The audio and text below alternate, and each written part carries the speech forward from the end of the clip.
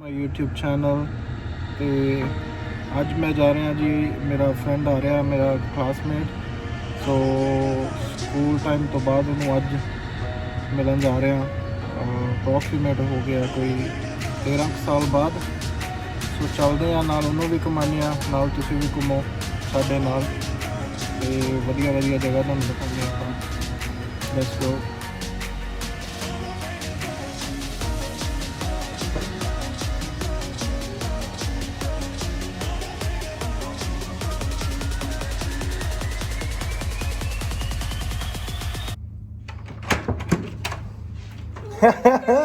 ਸਾਡੇ ਕਲੇਸ਼ੀ ਯਾਰ, ਇੰਨਾ ਸੜਿਆ, ਇੰਨਾ ਖਾਣਾ ਕਿਵੇਂ ਆ? ਆਪਾਂ ਹੀ ਖਾਵਾਂਗੇ ਸਾਰਾ, ਇੰਨਾ ਤਾਂ ਨਹੀਂ ਮੈਂ ਖਾ ਸਕਦਾ ਬਾਈ। ਚੱਲ ਸਾ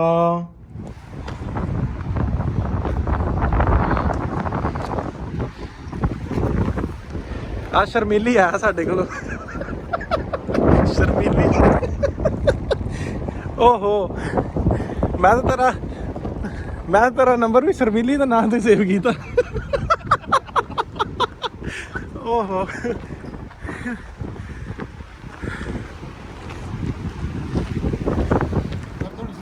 ਹਾਂ, ਜੋ ਹਫਤੇ ਬਾਅਦ ਫਿਰ ਗਰਮੀ ਤੇ ਮੈਂ ਗਿਆ, ਮੇਰਾ ਨਾਮ ਤਾਂ ਲੈ ਕੇ ਗਿਆ ਮੈਨੂੰ। ਹੋ ਗਿਆ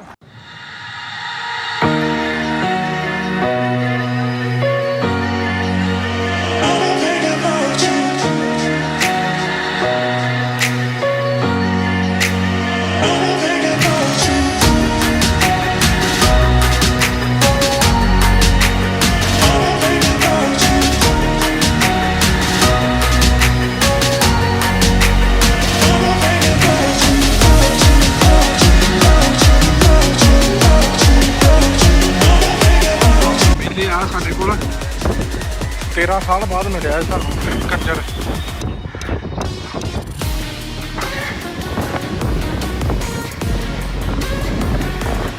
ਉਹ ਬੱਚੇ ਦੀ ਜਾਨ ਲੈਣੀ ਆ, ਮਾਰਨਾ ਮੈਨੂੰ। ਹੋਰ ਕਿੰਨੀ ਉੱਤੇ ਜਾਣਾ ਹੁਣ? ਬ੍ਰਿਜ ਦੇ ਉੱਤੇ ਚੜਨਾ।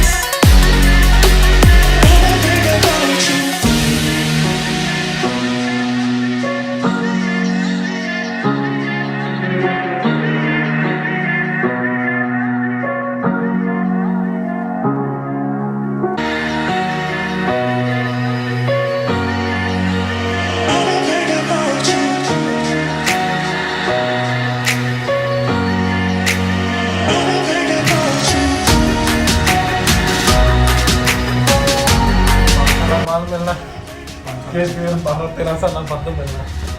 ਅਗਲੇ ਸਾਲ ਆਵਾਂਗੇ ਤੇ ਕਿਸੇ ਦੇ ਵਿੱਚ ਪੁੱਠੇ ਛਾਲਾ ਮਾਰ ਕੇ ਆਣੀਆਂ ਪੁੱਠੀਆਂ ਕੈਨੇਡਾ ਹੀ ਆਵਾਂਗੇ। ਕੋਈ ਨਹੀਂ, ਜਿੱਦਾਂ ਮਰਜ਼ੀ ਆਈ, ਕੋਈ ਚੱਕਰ ਨਹੀਂ। ਵਧੀਆ, ਬਹੁਤ ਵਧੀਆ ਟਾਈਮ ਸਪੈਂਡ ਕੀਤਾ। ਨਜ਼ਾਰਾ ਆ ਗਿਆ ਪੂਰਾ ਇੰਨੇ ਸਾਲਾਂ ਬਾਅਦ। ਮਿਲਾਂਗੇ ਫਿਰ।